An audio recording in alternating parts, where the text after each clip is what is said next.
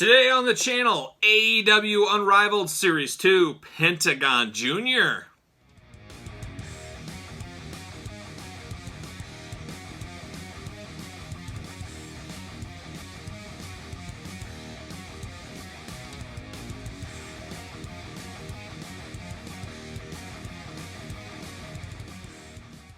Welcome everyone, Kyle here, and welcome back to the channel as we continue our review of AEW Unrivaled Series 2 by Jazzwares. Today on the channel, we are going to unbox Pentagon Jr. You guys know me, I say it a lot, I love face-painted wrestlers, masked wrestlers, and big wrestlers. This one hits me in the feels as he's got two things going for him. He's got the face paint and he's got the mask. So Pentagon Jr., this should be a solid one and an exciting one for me to unbox. We also in this same line, I appreciate it. I love it when tag teams are in the same set. Nothing worse than getting them split between sets and then maybe one coming out and one not coming out. You never know what might happen. We did get Ray Phoenix in this set of AEW Series 2. So thank you, Jazzwares, for putting them together. So let's take a look at the packaging on Pentagon Jr. There he is. Extra hands with this one, where his brother does not come with extra hands. Very cool look down there. I did see Pentagon Jr. wrestle in person at an indie show in Iowa one time, and that was pretty cool to see. Unrivaled Series 2 down there. Series 2, number 14. You guys know these are all numbered. AEW logo. There's the old back of the package. We'll read that here in a second. You got the whole lineup down there. Promoting the Dynamite TV show. There's the picture from the event. Regular, nothing there. Nothing but plastic up top. Legalese on the bottom. Let's read the back. This represents AEW Double or Nothing 5/25/2019, Las Vegas, Nevada. You got Penta M. You got his autograph. All these figures have their autographs on the front, which is pretty cool. One thing I will mention that I don't know if I mentioned in some of the other reviews of this series, Mattel does this more and more as of late, and I don't know if it's because of AEW. Mattel did this a lot at the early incarnation when they first started the line in their basic line and elite line. They're posing figures in the package. I really like that, especially for you men on card guys.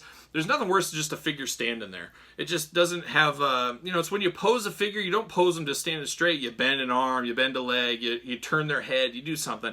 It gives them a personality. If they're just standing straight in a package, it is what it is. It's like a Barbie doll. There's no personality to that doll just looking at the package. Like this, I really appreciate they got him up with his hand up there. It is showing his, his little symbol he always does.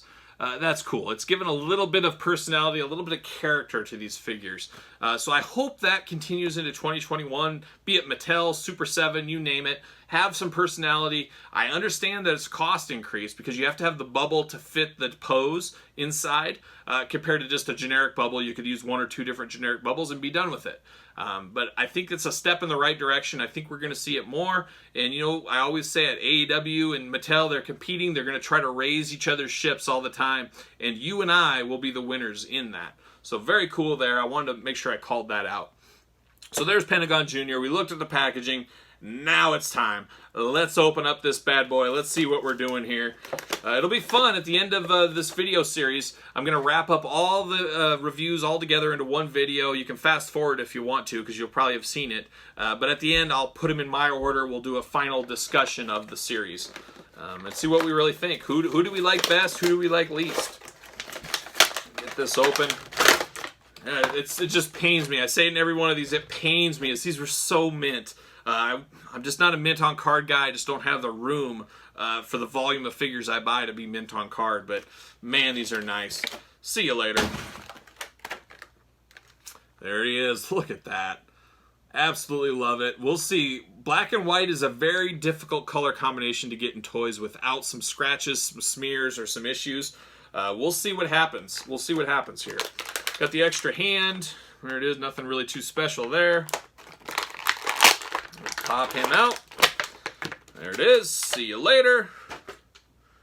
Oh man, this is cool. The tattoo work, I love face paint. I love masks. I guess I should probably add to that, hey, I love tattoo work. Tattoo work on figures is pretty cool. I love black and white. I think they're two colors that go together amazingly. Man, just the decor and the color patterns on these figures are just top notch. I do not see any issues. Giving it the look over. I love the contact eyes he has. The blue and reds in his tattoos really set the difference. And on the back, there's a few white lines that have some scratches in them. But I prefer them on the back than the front. You display the front, not the back. So I'm okay with that. I'm not okay with it, but in general, if it's going to be somewhere, that's the place we'd want it. But no issues. I mean, just slam dunk. Look at the quality of this figure. Look at that. Just absolutely amazing. That tattoo detail and the colors on the tattoo, just absolutely fantastic.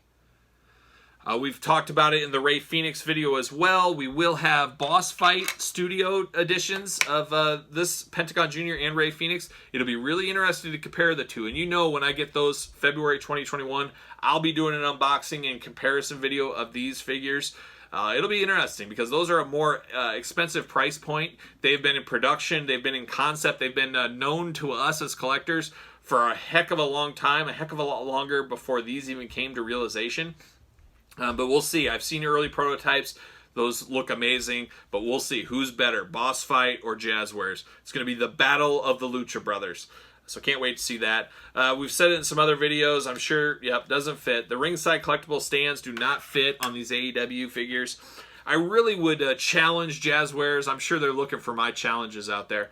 You know, they fixed the skin tone. Hopefully they're going to get the distribution fixed. Knock on wood. They're saying that's going to be fixed. How about for old Kyle, your old buddy Kyle, longtime supporter, fix the feet. Make it so the ringside stands work. I know ringside is working on stands for these, but make a uniform peg hole. These ringside stands fit with Neca, they fit with Mattel, they fit with a lot of Hasbro, Marvel Legends, and Star Wars figures.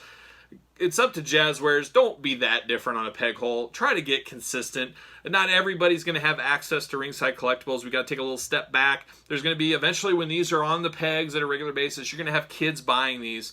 But now that I say that, how many kids need stands for their toys? They don't. They put them in a box. They wrestle with them. They play with them. I mean, that's what I did. I would have never put my figures on stands back in the day. I remember Jack's Bone Crunchers came with stands. I never used those stands. I put them all in a plastic bag and put them in my closet, never to be seen again. So I take that back a little bit. But I would love a uniform stand. That would be nice just for us collectors out there. But I can't complain about this figure at all. I can't complain about Rey Fenix at all. Very solid Jazzwares. This AEW Series 2 lineup, definitely better than Series 1. The skin tone really takes things to the next level. But man, you put masked wrestlers in there, you put face-painted wrestlers in there, what are you doing? You're trying to kill me. You're going to give me a heart attack. You know I love that. I'm just waiting for, when are we going to get a big wrestler? We need a big character. But you know, AEW doesn't have a lot of big guys. I'm trying to think if they have somebody that's really big, you know, like the Bam Bam Bigelow big type guys. I don't think they have anybody. Brian Cage, maybe, you know, big muscle, jacked up dude. It'd be interesting to see what they do with a larger size body like that. Hopefully it's not Dustin Rhodes size plus bigger on that. It would be just like a Build-A-Figure. It'd be a giant figure. But can't wait to see what more we get from this line. This Series 2 has really reignited my passion for these AEW figures. I'm going to say it right now. I was kind of lukewarm on Series 1. The skin tones really took it down a little bit. It's the crazy distribution issues, which we still got going on. But the quality of the figures I've unboxed so far here, just second to none. I mean, Mattel, a direct shot has been fired at Mattel to raise their level. It's going to be exciting. It's going to be exciting 2021 when we got two lines hardcore competing against each other. And if you guys have been watching AEW, you know Sting's back in the mix now, so you know we're going to get all kinds of Sting figures. It is a truly exciting time to be a wrestling figure fan and collector out there. So there you go. There's some of my commentary. We'll see. Next up, the time we talk about these two figures will be when we compare them against the boss fight figures. Hopefully that video will come in February. Fingers crossed, no more issues, no more supply issues, all that kind of fun stuff we've had with COVID in 2020. So there you go. There it is. Pentagon Jr. and Rey Fenix jumping in on this review as well.